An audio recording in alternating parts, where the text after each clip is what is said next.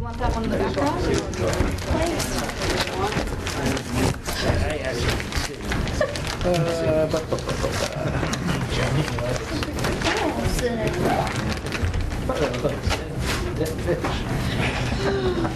Okay, so we're on section 3 for this week, and it deals with business relationships, and I think there's 3 pretty interesting cases.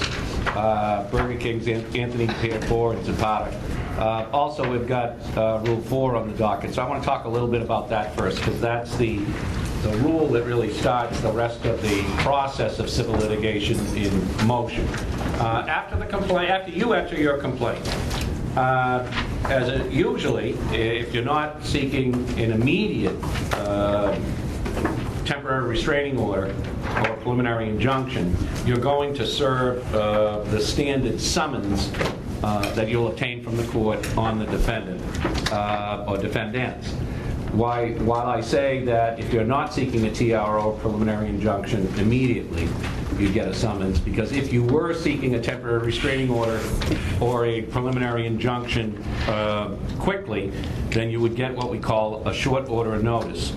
A short order of notice is a summons that has a specific time for which the defendants should return an answer, because that time is going to be when either the TRO has been established or a hearing on a preliminary injunction has been established. So usually it'll be what we would call a short order of notice, which means less than the typical time you have to answer. It might be 7 days, 3 days, 10 days. It could even be 20, but usually part of what you would request if you were looking for immediate injunctive relief of some sort is one of your prayers for relief is that a short order of notice issue, so that the defendant could then be served with it and come into court to argue against the injunctive relief. And it obviously has to be one of your requests, and you have to get the court's permission, because the court will issue what we call a short order of notice. If you're not seeking injunctive relief, you have to comply with the traditional Rule 4. Rule 4 requires you to obtain the summons from the court and then to take that summons and have it served upon the defendant with a copy of the complaint. And if you looked at Rule 4, there's a lot of basic requirements about what that summons has to contain. And when you obtain it from the court, it's blank. You're going to be the one that fills that out. And then you're going to be the one that figures out, in accordance with Rule 4, who or how that summons should be served. And by that I mean, if you looked at Rule 4, you have to comply with the technical requirements about who is capable of serving it, whether it needs to be a marshal, a deputy sheriff, a constable, or someone specially appointed.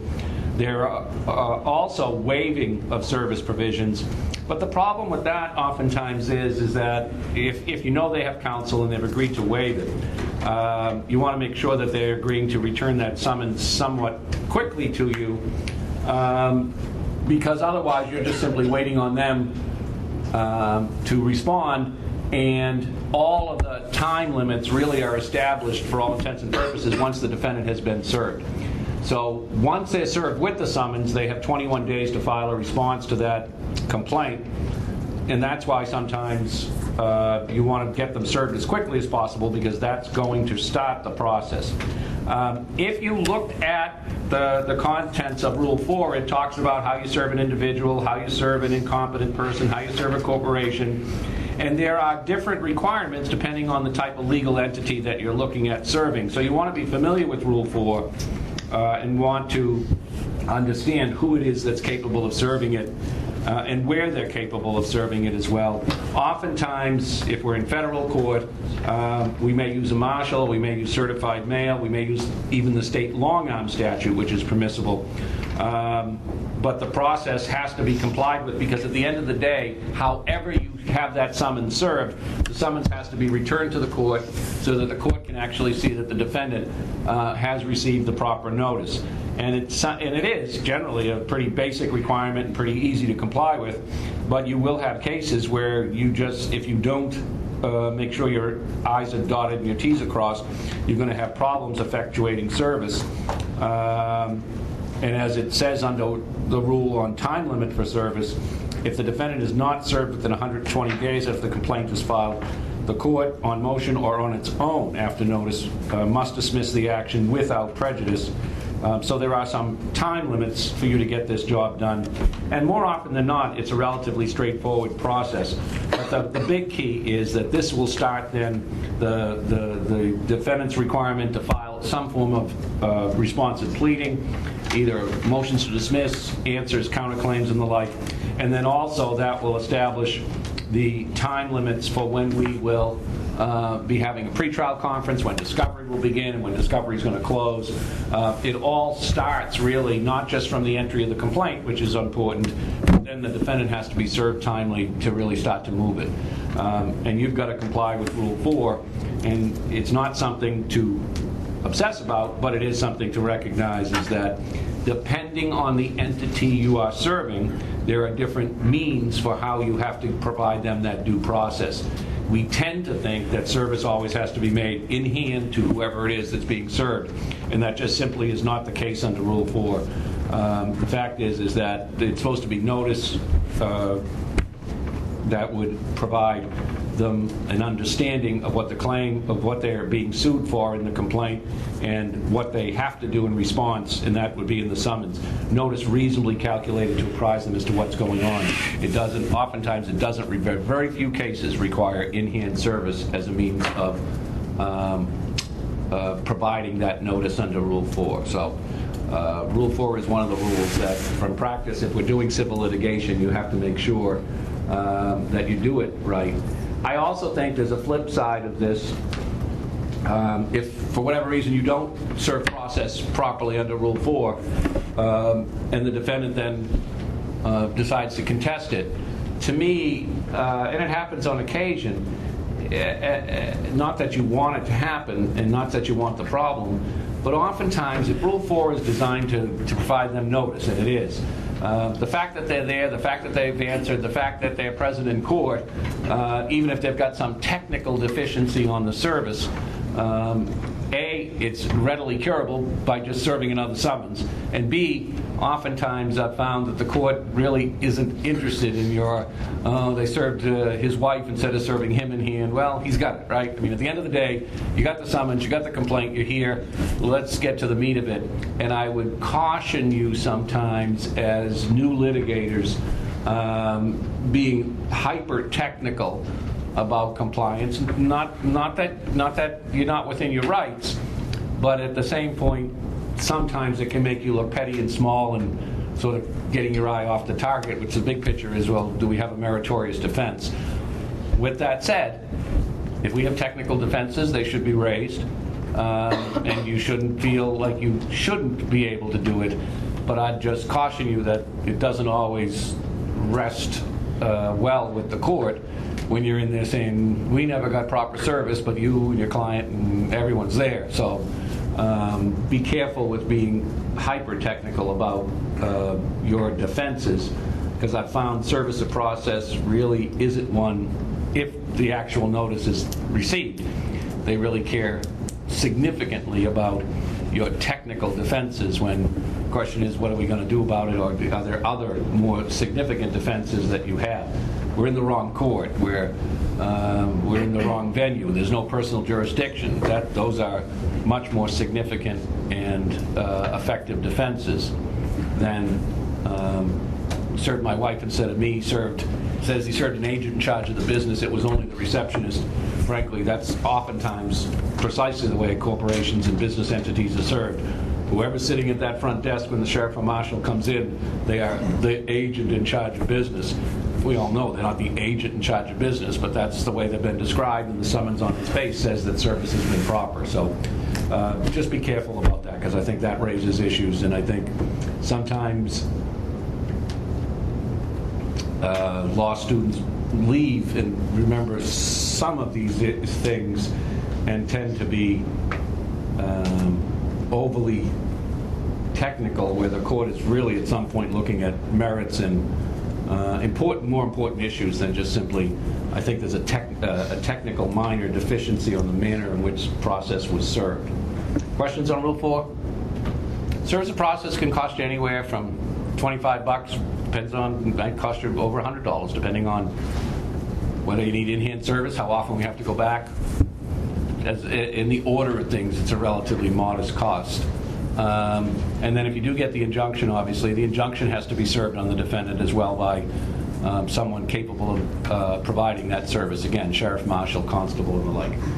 Once the defendant has filed an answer, then they can be, with all the other pleadings, they are simply served in the ordinary course by mail and the like. If they've got an attorney, the service is made on the attorney on all, once the case has begun. Anything on that? Let's talk about Burger King versus Rudgewitz. And as we talk about, well, before we talk about that, I'm going to mention a new case to you that you really should probably, well, not probably, you at some point should pull and take a look at, because it changes a little bit how you would frame your argument on personal jurisdiction. It's called Daimler, D-A-I-M-L-E-R, versus Bauman, B-A-U-M-A-N. And it is a 2014, January 2014 Supreme Court decision on personal jurisdiction. And to a significant extent, it simply changes the argument on minimum contacts and personal jurisdiction by calling it more specific jurisdiction and suggesting that general jurisdiction of the sort we thought we saw, as we thought we saw it in Worldwide Volkswagen, the court says really that that's going to take not just minimum contacts, not just contacts, ties, and relations, but it's going to require them to either have headquarters in that state or to have such a significant volume of business there that in essence they are present in that jurisdiction for all intents and purposes.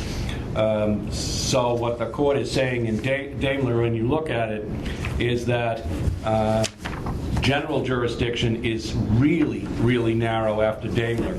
So there's going to be likely very few cases where you can argue that the contacts are so significant for an out-of-state defendant, a defendant not doing such significant business there, that you're going to have trouble raising the argument about general jurisdiction. Most of the arguments now on personal jurisdiction after Daimler will likely be the argument that they have created specific jurisdiction in essence saying that the cause of action arises from the contacts within the state.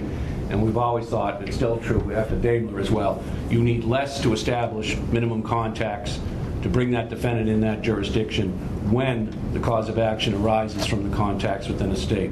So let's talk a little bit about Burger King versus Rudgewitz. So, and this is a case where Burger King is looking for injunctive relief as well as monetary relief.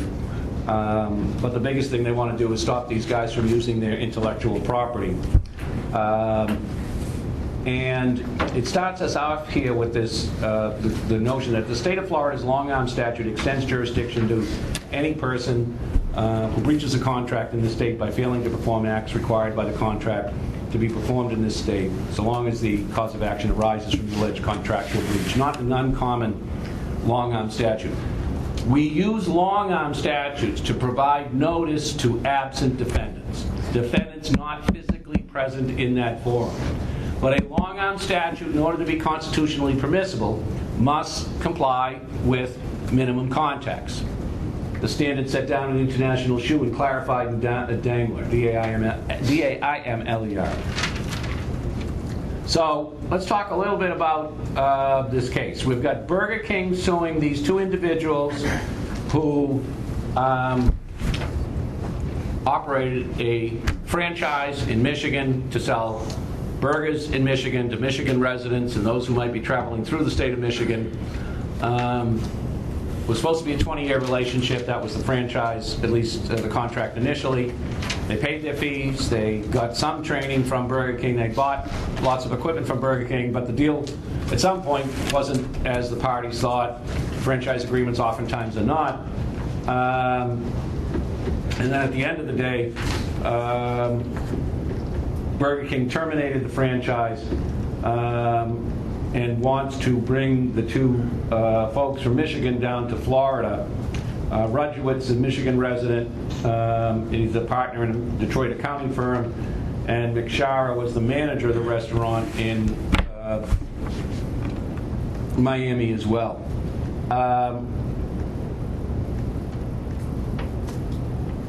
You think they have enough contacts, ties, and relations such that it's fair, it's reasonable to make them go into Florida to defend this suit?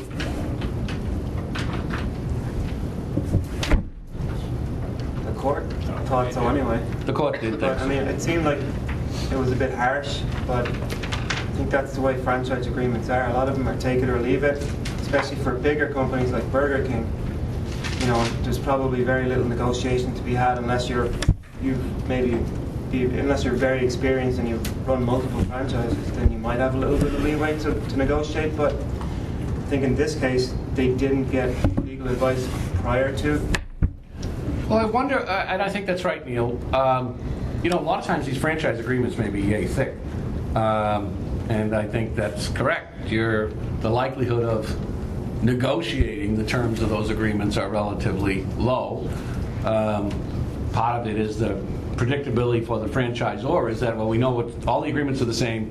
When there is a question of interpretation, they're all going to be interpreted the same, and all of them obviously benefit us because we wrote them all.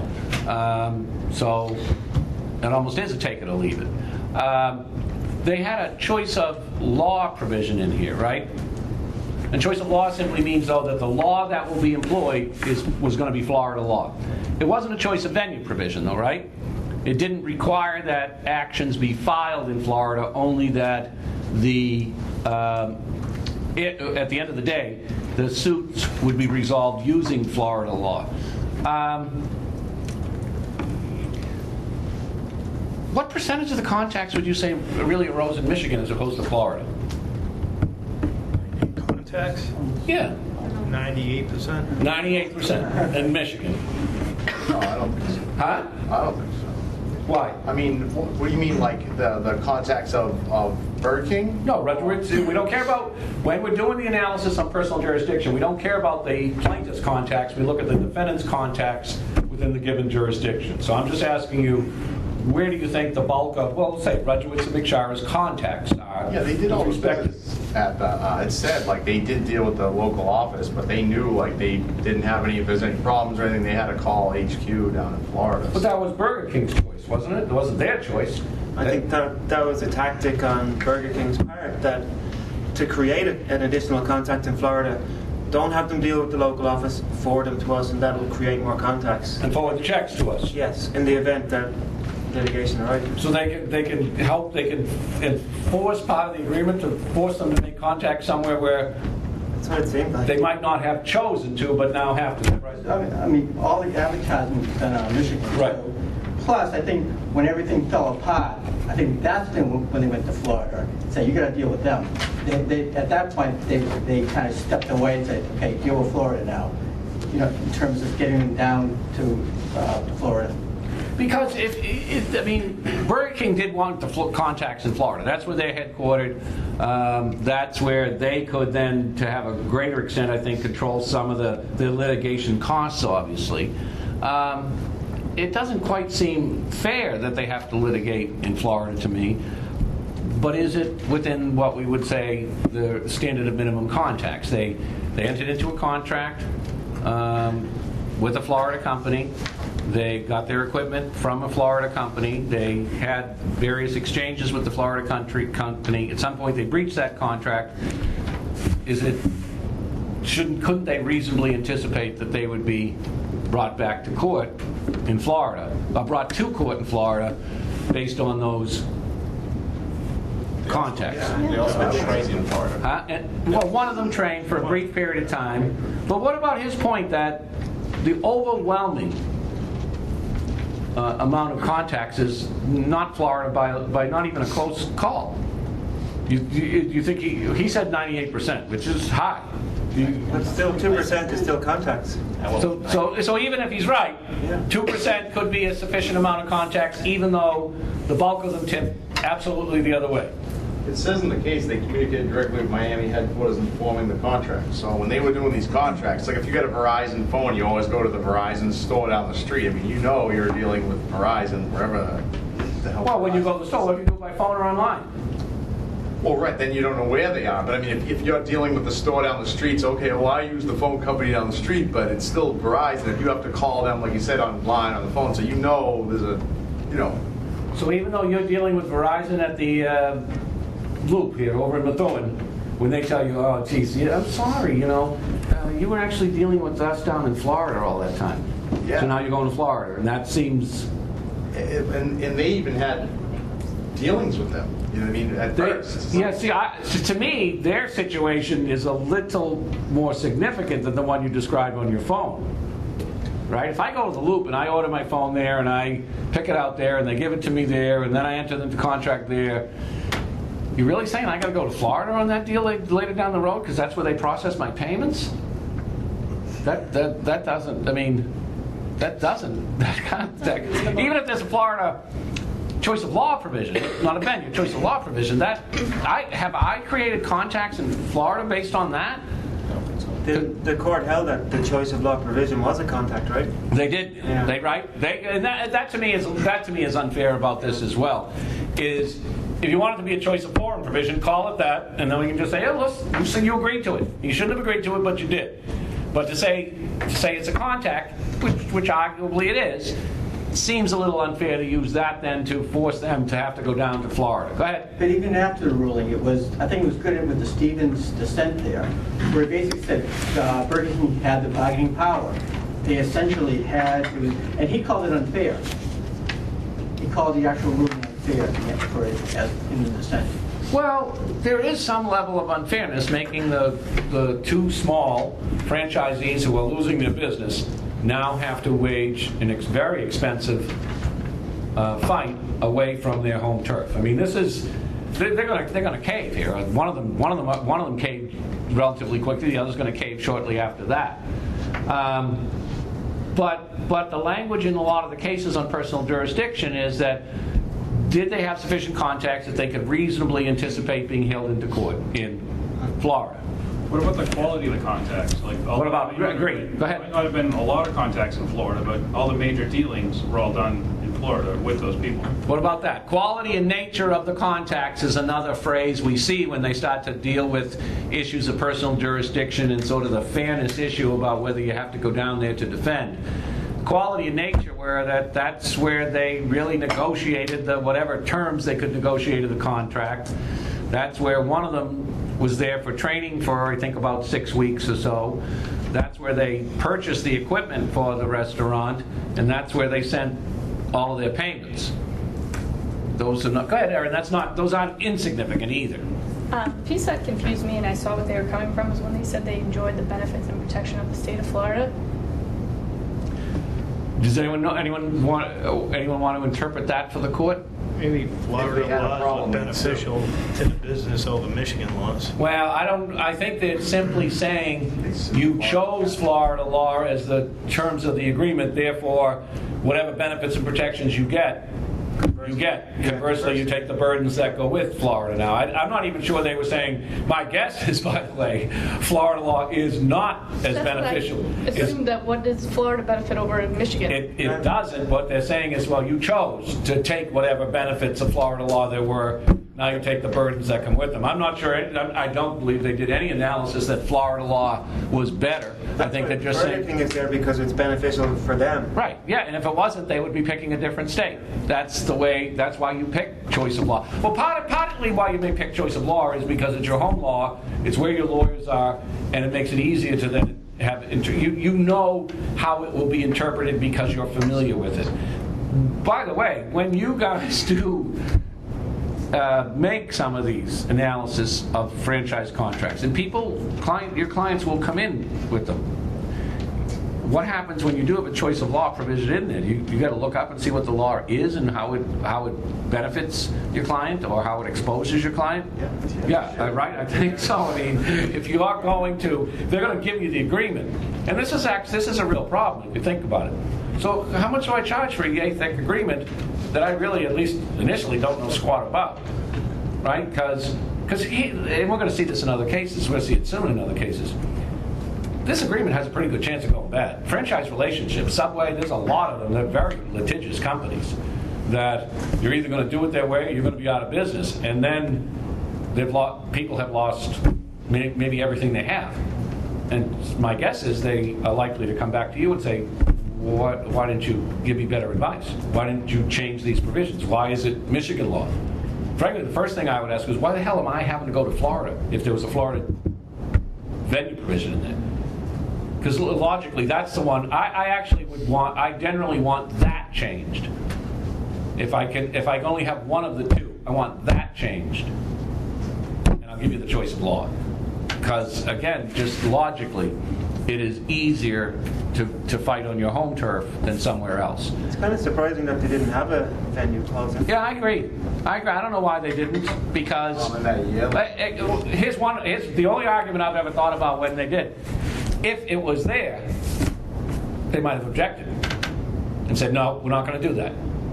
Because I'm not sure it's reasonable, if I'm the Burger King franchise in Michigan, that I really do think at the outset, if there's any problems here, I'm going to be sued in Florida. I think if I'm flipping burgers and all the rest in Michigan, my guess is they reasonably thought whatever problems there are, they'll deal with in Michigan. Senator? Well, it's the same thing with major credit card companies. Oh, yeah. All that Texas law will prevail over any other law in the United States, and the same thing with any corporation. It matters where they're incorporated, where their payments are going to. That all factors in. But you don't decide a lot of that, right? I mean, and that's the problem here. They actually did have some control. They when they called the local office, they said you got to call Florida. They could have said we're not gonna. We're not going to negotiate further. We're not going to do anything. But the choice is then to walk. Where a lot of your credit cards, you don't even know where the hell you're calling half the time, right? You don't on the phone. You know, who am I speaking to and where are you located, right? And sometimes they don't even give you the last name. That's if you get a human. That's right. So Yeah, but what? you don't even ever Huh? ask for a confirmation number. Yeah, great. So what the hell do I do with that? You know? So now I've got a number, but you're not controlling the exchange and you're not controlling where they choose to do business. Now, I guess Rudgewitz and Mishara had a greater opportunity to control it. The problem is it doesn't, there's some significant disproportionately great power in Burger King than there is in these two. I want to ask you a couple questions about it. The case says it's based on both diversity and violations of federal law as to why it's in federal court. Again, you guys know that with respect to diversity, no plaintiff can be from the same state as any defendant. The claim must reasonably be likely to exceed $75,000. That's not the issue here. And then on federal violations, federal statutory violations, the amount of damages are inconsequential since it's a violation of federal law. So they've got two bases to be in federal court on subject matter jurisdiction. And Burger King wants damages, injunctive relief, costs, and attorney's fees. And the likelihood is the costs would be either case, but the attorney's fees are likely based on both the contract. There's a provision in the contract to pay payment of attorney's fees. There's also a provision in the federal trademark law that if there's a violation, the party against whom the judgment for trademark violation is granted owes that other side the attorney's fees as well. It says Rudgewitz and McShara filed an answer and a counterclaim seeking damages for violations of Burger King of Michigan's franchise investment law. So they, in the theory of the best defense is a good offense, they filed their own counterclaim. What's a counterclaim? It's a claim you have against the plaintiff. claim that a defendant has against the plaintiff, and there are two different types. You remember what they are? Permissive and Permissive and... Did you say that? Maybe. Permissive and compulsory counterclaims, right? What's the difference? permissive comes from a different set of facts. Okay. Compulsory arises from the same set of facts that led to the initial. Okay, so permissive arises from a different set of facts and compulsory arises from the same one. And what's the difference then if one is compulsory as opposed to permissive, beyond what you just told me? Well, with permissive, I think you need a separate basis for jurisdiction. Permissive, because it arises from a different set of facts and circumstances, you have to have a separate basis for subject matter jurisdiction. And compulsory? Well, it's from the same set of facts, so you don't need it. Compulsory, you don't need a separate basis for jurisdiction because it arises from the same set of facts. What happens if you don't bring a compulsory counterclaim? You should be able to figure this out. Compulsory. What happens? You don't bring one. You don't have to bring one. I mean, What happens if you don't assert what will otherwise be a compulsory counterclaim? Waive it. You don't use it, you lose it. You don't use it, you lose it. That's right, Charlie. You've waived it, right? So, go ahead. Just going back a couple of seconds, you mentioned attorney's fees. So for the likes of a company like Burger King, they probably have their own in-house counsel. Yeah, but okay, okay. Well, If they did, then can they still get awarded attorney's fees? Yeah. The way attorney's fees are going to work is it's going to be the reasonable number of hours based on what would be a reasonable fee. Now your argument is, well, you're not working on an hourly basis, you're working on an annual basis, you shouldn't be charging an hourly fee. That doesn't necessarily mean that the court still won't award them 200, 300, 400, or whatever it is at the end of the day, an hour for moving the suit forward. Just because they generally are paid on a different basis doesn't mean that a reasonable fee wouldn't be exactly what they're seeking. And by the way, it's not uncommon in a lot of contracts that those provisions are there in the event of a breach of contract that you will pay the other side's attorney's fees. Just to go back to your credit card agreements and the like, they all have it. I'm sure your Verizon accounts have it. Your cell phone accounts all have them. It's not unusual, and then that becomes an additional item of their damages. And so what these guys are doing is trying to raise the ante. And this is not uncommon at all, and frankly it's not just legitimate but a wise method of litigation, is that if the plaintiff has something to lose, and obviously the defendants feel that they were wronged here as well, my guess is for failure to disclose certain information, as well as likely in a franchise relationship you get a lot of misleading financial information as well that becomes problematic. Everyone thinks they're going to make a fortune, but the one that makes the most money obviously is the franchisor. And so a lot of times these relationships turn bad, sometimes more quickly than others.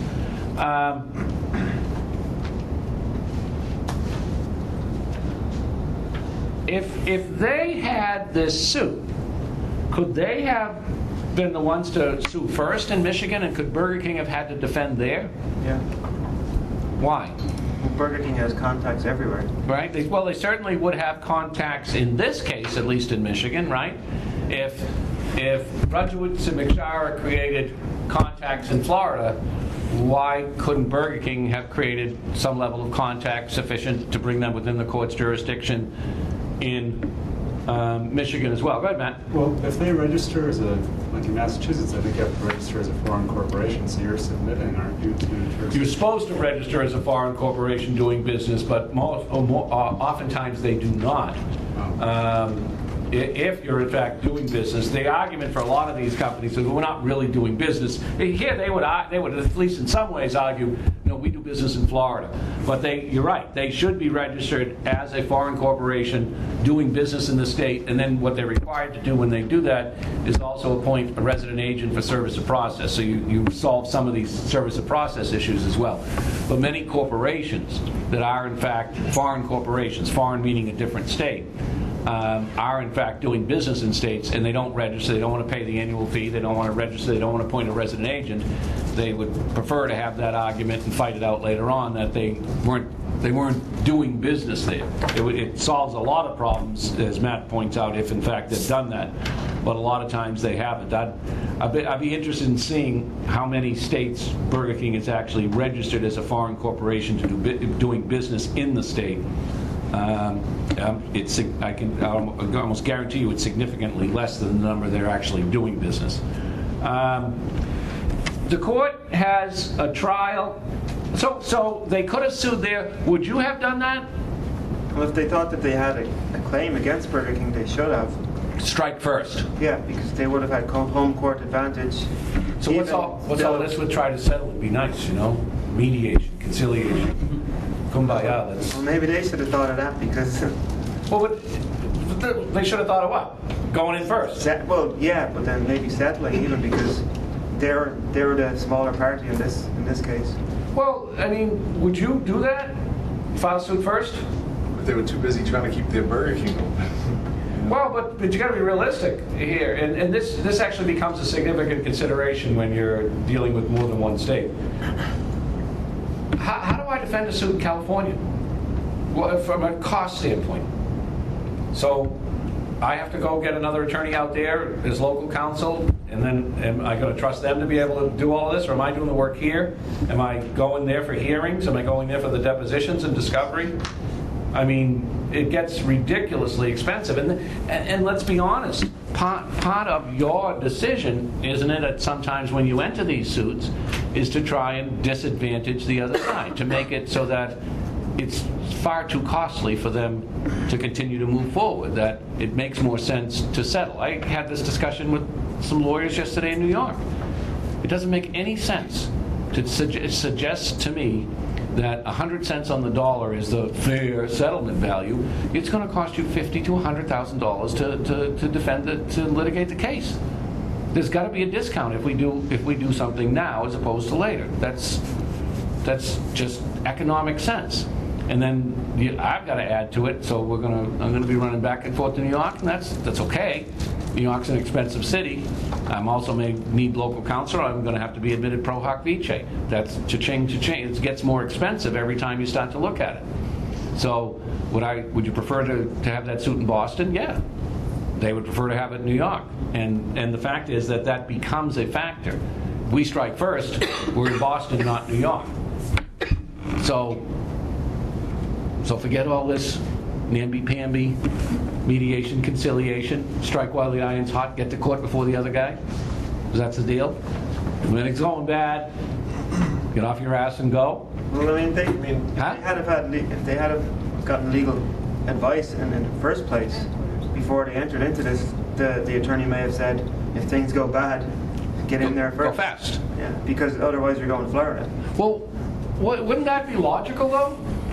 I've had a lot of ones where suits are in two different places. I mean, it's logical, but the choice of law means even if they come to Michigan, the laws in Florida is still the governor's lawsuit. Agreed. So we got a choice of law provision, and that won't change what law is going to be used on the... Well, now you've raised an interesting issue. Yes, it wouldn't generally, but one of the claims they're raising is under Michigan's franchise investment law. So I guess the first question would be, can Michigan's franchise investment law even touch the transaction because the parties agreed by way of contract that Florida law controlled? They're in federal court though, right? So isn't there a federal franchise? Right, but remember, when you file suit, you can file suit under both federal and state law violations, and that's what Burger King did. And now they filed their counterclaim alleging Michigan law. But part of that problem is, at least if I were arguing for Burger King, Michigan law doesn't touch this transaction. I know that's where the franchise is located, but we all agreed that whatever disputes would be resolved using Florida law. If you've got any problem under Florida franchise law, you can raise it, but beyond that, you don't have a claim. You don't have a claim under Michigan law.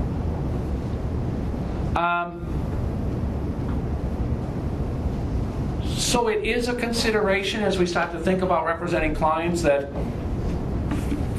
sometimes you want to be the first in court, not the last. rather be a plaintiff than a defendant, wouldn't you? I have a question. Absolutely. So we're gonna run full steam ahead, sue first, ask questions later. Consistent with Rule 11, all right? Right? I mean, you can't just sue, you're gonna be consistent with what your obligations are.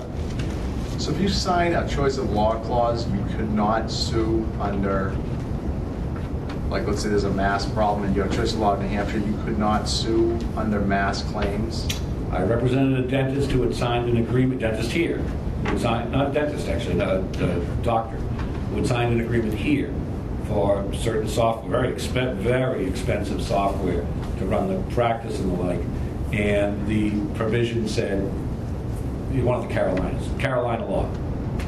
Software was put in his office here, for billings here, for patients here, for all, running the whole office here.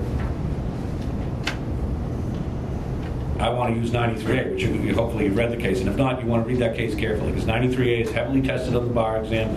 I love that I love that next case. There's so much going on in that you really want to slow it down and take a good look at it. It's a great case about interpreting 93A. But I want to use 93A because 93A gives both businesses and consumers significant protections against fraudulent, deceptive trade practices. He would love to be able to use it. The agreement he signed says Carolina. No matter where that suit is filed, 93A doesn't cover it. Do they not have a similar provision in Carolina? There's almost no. But that's the first question. That's correct. That's the first question that you make the analysis of is, okay, what? I forget whether it was South or North Carolina. Which one? Whatever one it is there anything similar to this that will give me double or treble damages plus attorney's fees, and really sort of pretty broadly define what types of practices are covered under the Act? But to answer my, but so that's the first thing is maybe it's not a problem. Let's assume it is. You can actually take out the home state's law from resolving that controversy. Right? By contract, can't you? In fact, you can't. And so they can raise the Michigan law, but it's not going to be very effective at the end of the day, in all likelihood, because if we're saying that they're bound to the terms of the contract, choice of law provisions, choice of forum provisions, choice of arbitrate provisions have been in favor now for probably a couple decades by the court, and likely not going to be disturbed. Let's just look at the judgment, what the court entered here. I want to ask you some questions about that. The court found that Rudgewitz and McShara breached their franchise agreements with Burger King, infringed on Burger King's trademarks and the service marks.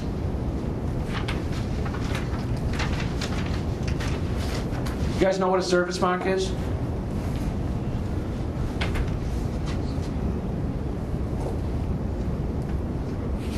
What do you think it is? Huh? Or that logo or something? We're doing like trade dress? Stock market? Well, no, trades are for goods, services are for services, right? So like, we had a company one time with, again, this actually was a dental company. They both were using similar, the second company was using a name similar to our client.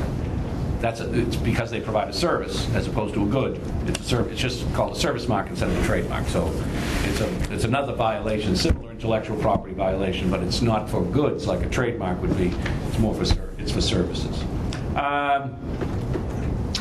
And by the way, you can get service and trademarks both under state and federal law. The stronger protection, obviously, is under federal law. They bought it in the state law. Huh? So you couldn't get, like, is that just patents? Can you not get, like, patent protection? I don't think you're going to get a patent protection, but the state does provide. It doesn't provide the same protection. You can register it with the state; it's much cheaper, but it doesn't give you doesn't give you the same protection. I think a trademark now costs $350 to make the application, and I think a copyright is maybe $35. So and most of that stuff actually is relatively easily done online. I also think you should be careful if you're not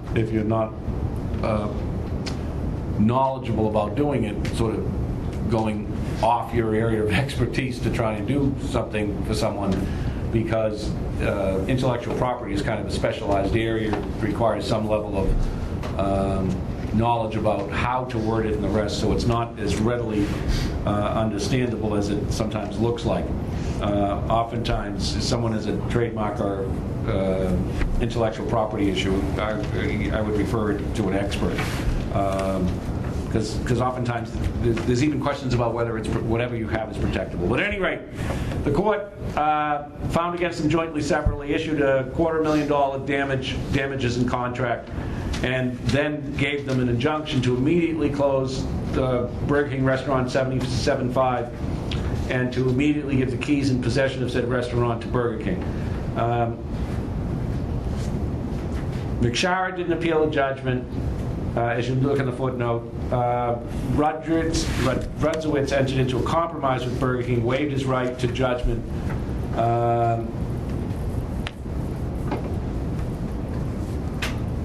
and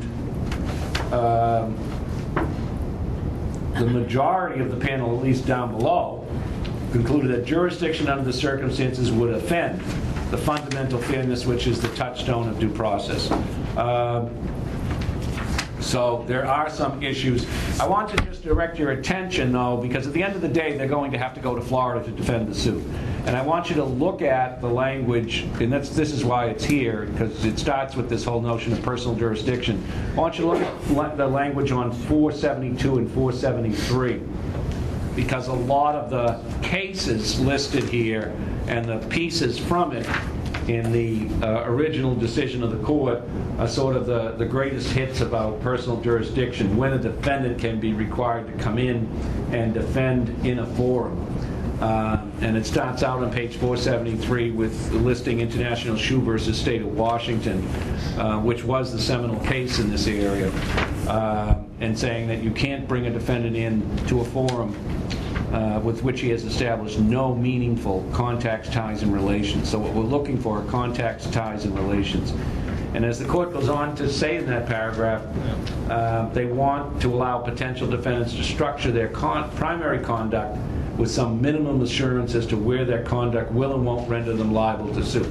The idea is that they should have the ability to conduct themselves consistent with some understanding of where that activity will then bring them within the court's personal jurisdiction. Goes on to state that the defendant should have then fair warning, in essence, right? Fair warning that he has established the requisite contact such that he can be sued there. Then it lists the Keaton versus Hustler magazine case, saying that the defendant, if the defendant has purposefully directed his activities at residents of the forum. Keaton versus Hustler magazine is interesting on 2 points. I wonder, frankly, whether that would be differently decided after Daimler. But Keaton versus Hustler magazine, that cause of action had zero connection with the state of New Hampshire. Larry Flint had put in the magazine a number of offensive cartoons about his former girlfriend, and at some point then she sues for defamation. And she sued him in New Hampshire because that state had the longest statute of limitations for defamation. The first thing that Hustler argued was that the plaintiff has no contacts, ties, and relations in New Hampshire. The court said that is a completely irrelevant consideration with respect to personal jurisdiction, because we don't care about the plaintiff's contacts, we care about the defendant's contacts. And then the court reasoned that Hustler had in fact directed their activities at New Hampshire and could in fact reasonably anticipate being hailed into court there from their magazine sales, their advertising, and everything else they did in New Hampshire, even though it was completely unrelated to the plaintiff's suit. And that would be a case of general jurisdiction, not specific jurisdiction. And then this Helicopteros case, when we looked at that, talked about a better example, perhaps, of specific jurisdiction. Specific jurisdiction is when the cause of action arises from, as this says, arise out of or relate to those activities in the forum. Then the defendant can have fewer minimum contacts, and still the exercise of that jurisdiction can be consistent with the exercise of constitutionally permissible jurisdiction. Next page, it talks a little more about Worldwide Volkswagen versus Woodson. And that's the case. I think you should remember that it's the defendant's contacts, not simply the product ending up in some jurisdiction. And the whole key to this is where defendants, as it says, and this is Travelers' Health, reach out beyond one state and create continuing relationships and obligations with citizens of another. If they do that, as I think the Rudgewitz and McShara did here as the court saw it, they're going to be then subject to the regulation in that other state for the consequences of their activities. Look at the footnote 16 here, because I think oftentimes there is some confusion about specific versus general jurisdiction. Both are concepts of personal jurisdiction, and general jurisdiction simply means that you're arguing that the suit does not arise out of or relate to those contacts within the forum. You want to be careful if you're claiming general jurisdiction, and especially careful after the January 14th decision from the court, because we know, as a general matter, you need fewer contacts to establish specific jurisdiction. Because what the court is looking for is some connection with the controversy and this forum, not simply a convenient, advantageous place to bring suit. And so, in specific jurisdiction, oftentimes there is that greater connection, and that's why you can exercise specific jurisdiction with while having fewer contacts. Page 474 and 475, I'm not going to quote you all this language, but again, you really need to get re-familiar with the language and the phrases, the key phrases about personal jurisdiction. Minimum contacts, foreseeability of causing injury, not foreseeability that the product could end up there. There's conduct in connection with the forum state that he could reasonably anticipate being hailed into court there. And then that language on 475, that paragraph about purposeful availment, is all key. And as the Supreme Court is reasoning this through, these guys are in significant trouble, because as the court sees it, there was ample notice that these folks were likely creating those sufficient contacts and ties in the state such that they were going to be held accountable in that state. And then finally we get to this last piece, which is what the court, I think, down below was comfortable with, rejecting the notion of the exercise of jurisdiction, is this concept that at the end of the day, personal jurisdiction must comport with fair play and substantial justice. Fair play and substantial justice is pretty language, and it sounds nice. But the test then for what fair play and substantial justice is, beyond the interesting sounding language, is on the top of 477. It's the burden on the defendant, the forum's interest in adjudicating the dispute, the plaintiff's interest in obtaining effective relief, and the interstate judicial system in obtaining the most efficient resolution of the controversies. And then lastly, how there's a shared interest of the several states to further fundamental substantive social policies. It's a lot of great sounding language, but the fact is it should be based on fairness, and it gives you a last hope of trying to argue that there isn't a fair, in essence, or reasonable basis for jurisdiction. The problem is here is the court really, at least ostensibly, considers those factors. They're going the other way with this, because the burden on the defendant, I think, is significant. I'm not sure what the forum's interest in adjudicating the dispute is. I guess they have a corporate resident who has a problem. Plaintiff's interest is paramount, I think, in this court's analysis, and they would prefer it to be there. I'm not sure beyond that their judicial system has much of an interest in this contract dispute. And I think at the end of the day, they really are going back to the analysis that these guys had some reasonable basis to understand that they were likely creating contacts, ties, and relations in Florida such that that was going to bring them within that court's jurisdiction. And so at the end of the day, they are going to Florida because of the basis of the contacts that they created through the contract and all their other dealings with Burger King. And to me, it creates a real problem from their standpoint trying to defend this suit. Because they're probably pretty likely running out of cash anyway, or they wouldn't have the contract problems with it already. And now their burden just got significantly worse because they're going to have to defend what will likely be a relatively expensive suit on someone else's turf. And this is a very bad beginning for them, and it's not likely to get much better. As was pointed out before, Stevens and White say that this is unfair. In my opinion, there is a significant element of unfairness in requiring a franchise to defend a case of this kind in the forum chosen by the franchisor. Okay, that's nice language too. But so tough luck? How's it different from those Asia contract ships that you have to go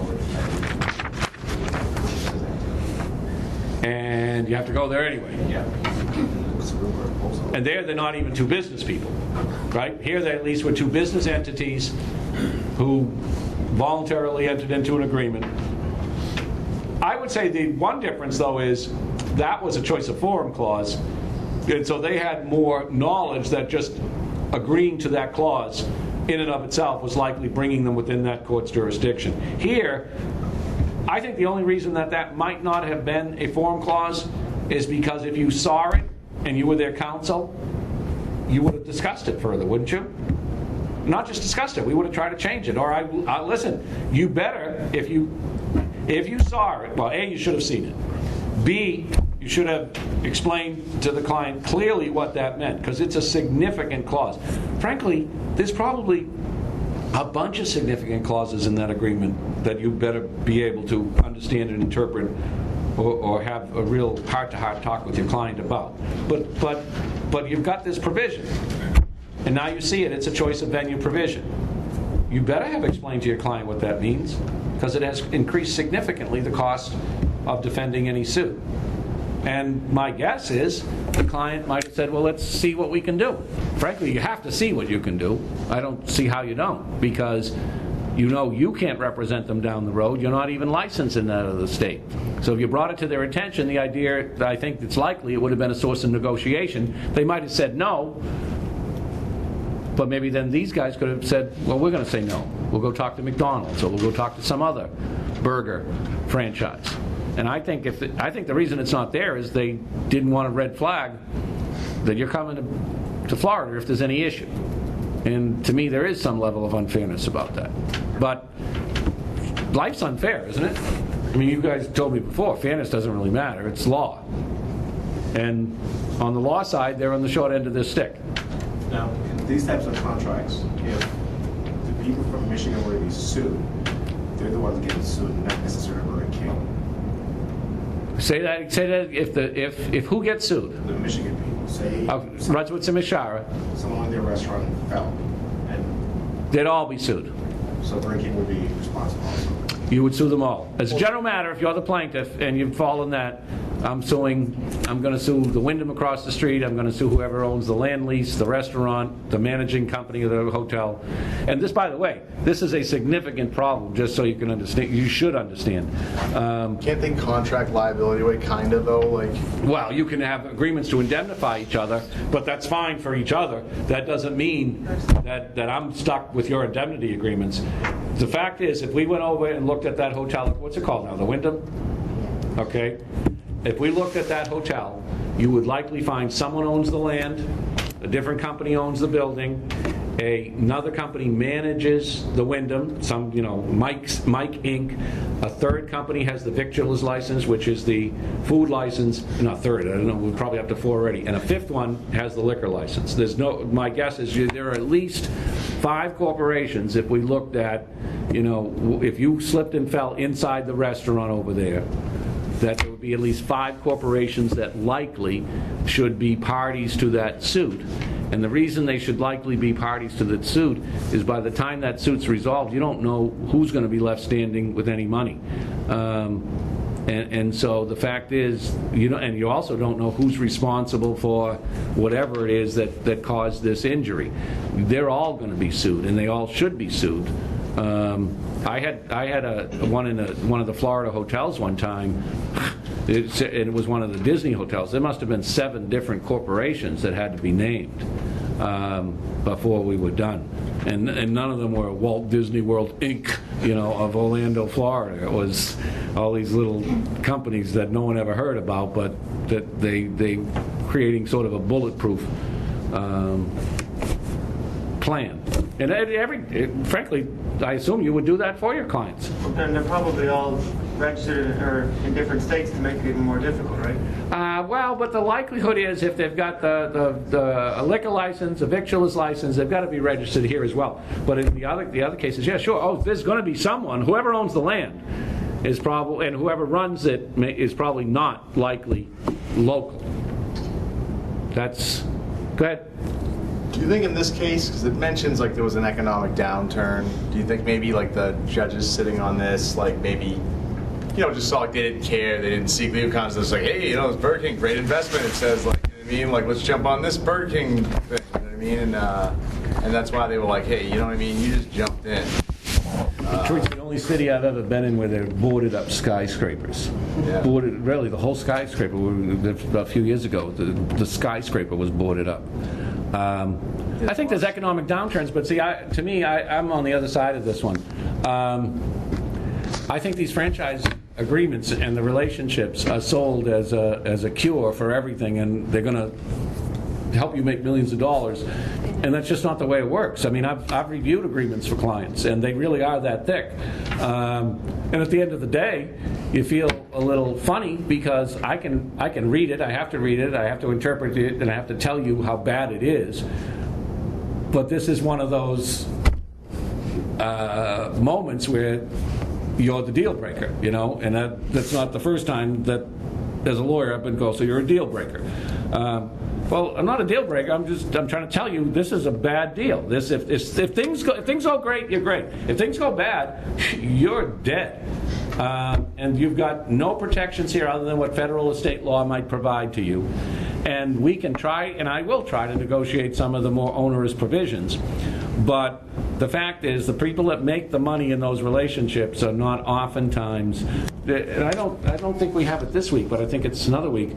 Subway you can get in for relatively short money, but oh my God, they're incredibly litigious. And the things they do with respect to their relationships with their franchisees is at times shocking. The fact is that it's in the interest of the company that everything run the same. Well, that's not always in the interest of the person who's trying to run the business. They get help from the business perspective. They get help they get help in what equipment they need, obviously at a premium. But the fact is that deal favors the franchisor, and that's the way it is. So, to me, my guess is that they oversold the likelihood of profitability, and when they got in, you're working 80-hour weeks for your new business, but all the money's going to someone else.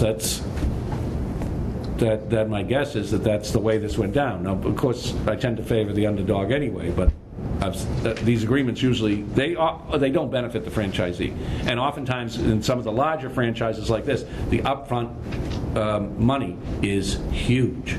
I think does anyone know? I mean, the last I heard, like a McDonald's franchise is close to $1 million now, and Dunkin's might be the same. No, Dunkin' is 750. Okay, where I come from, 750 is pretty close to $1 million, okay? You have to have like a certain amount of assets. Yeah, you gotta have, it's cash, it's not, yeah, that's right, it's not just the upfront fee, you gotta have lots of money, Yeah. cash, liquid. That's 750 cash plus like $1 million something in assets. Why do people do it? I don't get it. No, but I know. Well, because they, for the most part, you don't see a lot of Dunkins closing up, do you? No, I know somebody that owns 25 Dunkin' Donuts. It was 25. What they're selling is a dream. It's like be your own boss. Yeah. That's what it's all about. And getting the help to do so, and that's the way it's seen. Just for fun, I went into Google for subway complaints, and the franchisors, the franchisee, it's hilarious. Oh, yeah. People are saying, "Look, my life is ruined." Indentured servitude, I believe, was one of the terms they used. It's comical. That's Well- with any franchisee. When you're getting into it, you have to know that if things go sour, you're done. You lost everything. There's no other. Well, that's unfortunately the likelihood is the way it is, and this is the problem that I need you guys to be aware of, because in a while you will be representing clients, and this is for some, as Brian just pointed, this is their dream, okay? And now they're sitting across the table from you, and you're looking at it, and they're ready to go. They just want you to give them a little blessing, right? You can't. I don't think you can, because let's be realistic. There were other lawyers that wrote that agreement. They don't favor your guy. And now the likelihood of changing those terms materially is really negligible. And so they just want to hear it's okay to go for it. And you can't give that information. And frankly, it's worse yet. I think you got to follow it up with a letter to explain the more onerous ones so they really understand, as Sandra points out, if this goes bad, everything is gone. And we're going to see someone's father lost his house later down the road. They made him pledge his house, his retirement, everything. Gone if it goes bad. And so, unfortunately, we've got to cover our back end on that. We also have to advise our clients of what we think is appropriate. But here's where the rubber hits the road as well in this. But you're not a business advisor, right? You're a lawyer. I think it's a bad business deal. I think there may be good franchise business deals, depending on what the cost is and what they give you. But when we're approaching, I got to give you $1 million before I even get in the game. Geez, you're going to actually come flip the burgers for me and stuff here too then? Because I hope I'm getting more than just the golden arches, if that's the way we're going here. So there is a fine line there. That you can't, you're not a business advisor, you're not competent to do that. But from a business standpoint, as you can see in the articles, it's not a good deal. It's oftentimes going to be bad. And if they get lucky, they don't need you anyway. They only need you if it goes bad. And if it goes bad, you better have... Well, at the very start, if you're not the deal breaker and you should have been, well, then they're coming back after you anyway. Well, and that's the problem. You gotta disclose everything right off the bat, even if they don't like you, never come back again. At least they know what it is. Well, Mark's Burgers. Huh? Instead of Burger King, Mark's Burgers. You know what I mean? Well, I don't get why they want a franchise. This is the problem. But the problem is they need the additional help getting started, and so it places you actually in a very difficult position. And the other part of this is, because this is why it's not inexpensive either, you then probably have to look at both the state franchise law as well as the federal franchise law. Now, the likelihood is, these major national franchises are all going to comply with at least the federal law, likely the state law as well in that jurisdiction where they're granting franchises. But geez, think about how much work that must be, for you. So you're charging for all of that, and then at the end of the day you're saying, ixnay, not a good deal. You charge me $5,000 to tell me what you probably were going to tell me at the outset? This is a bad deal? And not just that, these corporations have attorneys everywhere. They have the manpower, they have the money power, and you're just a little bug. That's another thing they have to consider. It sounds like you've been bitten by this bug. A little bit? No, I just I was raised all my life in a restaurant, and it became a horrible economic situation, so that's why I decided to get a business degree. But I know the end side of it and the upper scale of it, and you just gotta be careful in our days. Well, and it's not, if you can look at the articles and you can see the problem is that, and this is why we have state and federal protection, is that it's been an area that's been subject to some abuse. This is in the United States. Huh? This is in the United States. States where we have all these protections, these corporations go international True. to come to countries that have no federal, no state law, and they literally take everything from families and leave them beyond worse than what they were. Fair enough. It is worse. What do you say to clients then when they come in and you already know it's going to be like, you tell them right off the bat? I would say, listen, I will read it for you. I will interpret it for you. You should understand, most of these agreements significantly favor the franchisor. But I will tell you what some of the provisions you should be aware of and what the worst provisions here are likely to be.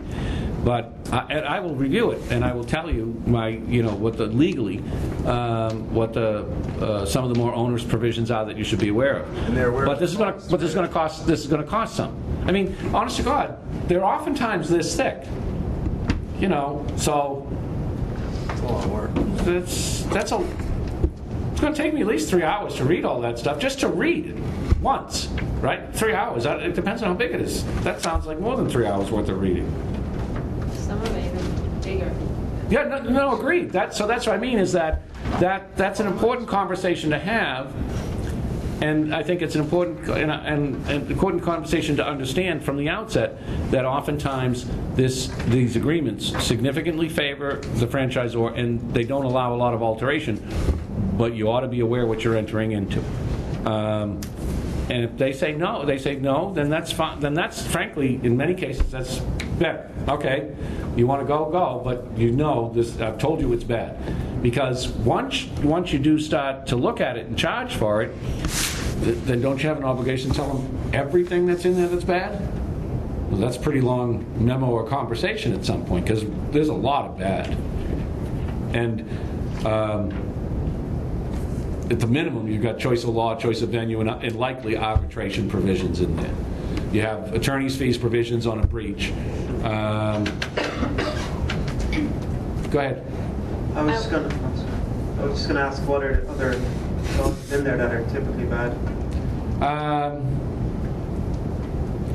Well, the right in the event of a breach. The right in the event of a breach might allow them to simply take, or oftentimes, like Subway, I think, allows them to simply take over the operation of the restaurant.